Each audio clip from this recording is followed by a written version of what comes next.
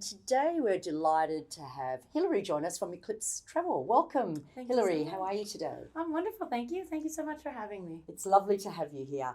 I'm really curious to hear all about you and Eclipse and how you came to be in the role that you're at. So why don't we start with that? Yeah, wonderful. So I am the Sales and Marketing Director at Eclipse Travel. If you're not familiar with Eclipse, we're basically one of Australia's leading tailor-made travel specialists. We focus on kind of wildlife and expedition-based travel. So we really focus on four key markets. We do Latin America, so Central and South America, polar expedition cruising, so Arctic and Antarctica, and African, safaris, basically. So we really we focus on that kind of the incredible, remote, unique destinations, for clients that are really looking for trips that are focused more around nature, wildlife, and cultural immersion. It's a fabulous company, small company, based in Australia. And how long have you been with them?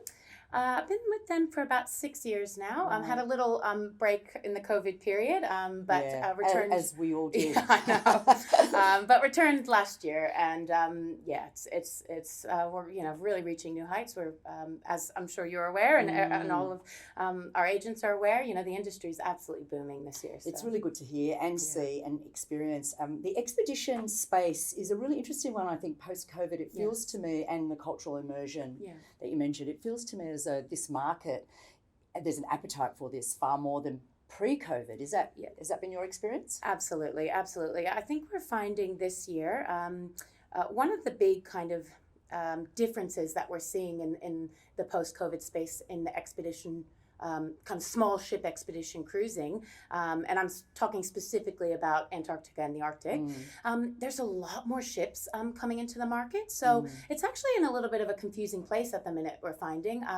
You've got the traditional players that always focused on the smaller ship expedition cruises, but you've started to get bigger players like Silversea and companies that used to be predominantly larger ship companies or European cruising that are entering that expedition space with new ships. So it's increasingly important, that you really understand the landscape. There's a lot more choice than there ever was before, and I think that's what our team does really well. Is that we really keep on top of the options, which is great. So how would you differentiate yourself from the rest of the market from a competitive perspective? Because that's really quite interesting. Absolutely. So I think one thing that maybe I'm a little bit biased, but I do think we've got some of the best travel experts on our team. We've, the team that we've got, everyone has been in the industry for at least kind of 15 years. We've lived, most of us have lived, or at least extensively traveled in the areas that we work in. So we're true destination experts, and what we really specialize in is tailor-made travel. So we really, we work with our agents and clients to craft that perfect itinerary for the clients, and so that's one thing. It's really that tailor-made angle, and the other is the price point. We really we don't like to turn away anyone. We like anyone at any budget to be able to have a wonderful trip. So a lot of times with our competitors, if they're tailor-made specialists, it's at a high budget, or if they are more budget conscious, for budget conscious travelers, it's more rigid group experiences, whereas we can offer a lovely tailor-made experiences in small owner-run guest houses that have a lower budget for those that want to really enjoy a trip that they can dive into the local cultures and see what they want to see at their own pace on a more of a budget. So, I love that distinction. I think that's really useful. Yeah. We can do the high end too, by the way. Of course. but Who doesn't love a bit of high end? Yeah.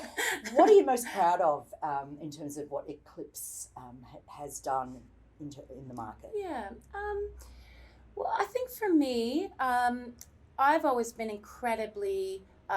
it's been very important to me always, and I think most people would agree, to practice responsible tourism. So especially since I've come back and rejoined the team as sales and marketing director, I've really focused on narrowing down the suppliers that we work with to make sure that they're not only giving back to the local communities and economies, but also minimizing the environmental impact. So we're actually working, which I'm quite proud of, on formalizing a business sustainability framework for the company, which I think is very important in this day and age. I don't think you can survive in business without it, to be honest. And actually, everyone's kind of moving in that direction anyway, but we're working to formalize that, and that'll, kind of make sure we practice what we preach. So if I'm to summarize, it's responsible tourism, expedition, bespoke. Yes. To suit all budgets. That's a pretty good offer, right? Yeah. That's a good elevator pitch. Yeah, so, and very exotic destinations. Yeah, they sound exotic, definitely. Especially Latin America. It doesn't seem like there's a lot of players in that market. No, we do find that. So I actually come from a background, my background's in Africa. Travel. So I previously worked at Bench, Africa, great, great friends with those guys as well. And I worked in London for an Africa tour operator. So I know there's a lot of kind of competition in that space in Australia, which is great. I think, there's, a rising tide rises all ships, and Africa is a booming destination for Australians.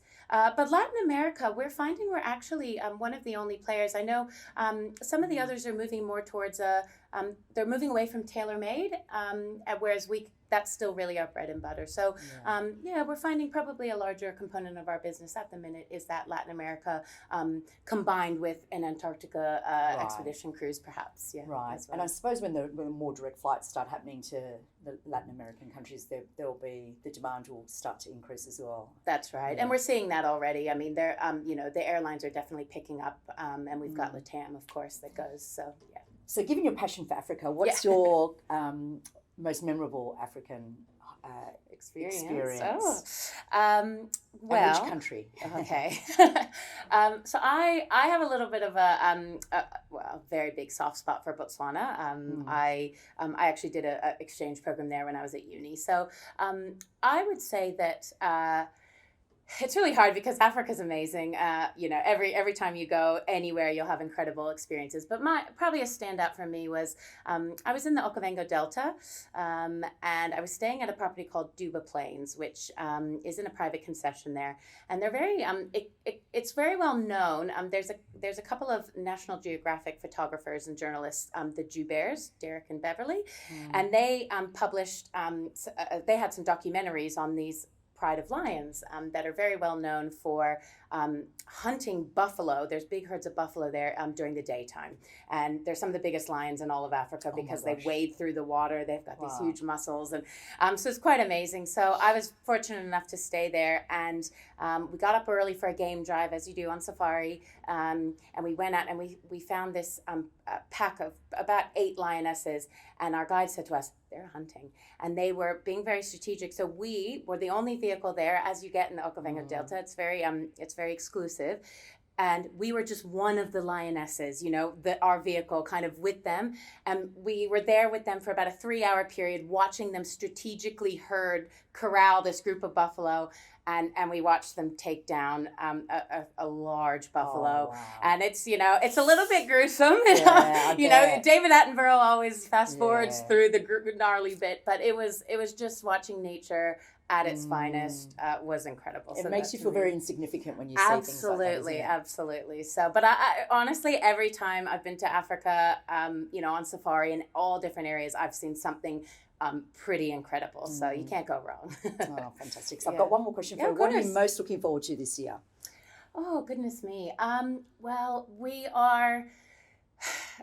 So I think the demand for travel has never been higher. So we're incredibly, I know. Thank you after the last few difficult years. So we've been working really hard to get our team back up to scratch. I'm really pleased to say we've actually brought back most of our the team that were with us pre-COVID, which is wonderful. And you know what? I'm really looking forward to, just really streamlining our business this year, partnering with some fantastic agents, and really just coming up with some kind of new and interesting holiday packages, that may not have been seen as much in the Australian market. So we've got some great things in the works, some great tailored tours, for families, for couples with great honeymoon packages. So we've got some really great new and exciting offers. And I can't wait to see it. I know, I'm really excited. And I think it's going to be, they're saying this year could beat all records for travel, which is incredible. Thank you so much for joining us, Hilary, and thank you for joining us on Travel Weekly TV. Thank you.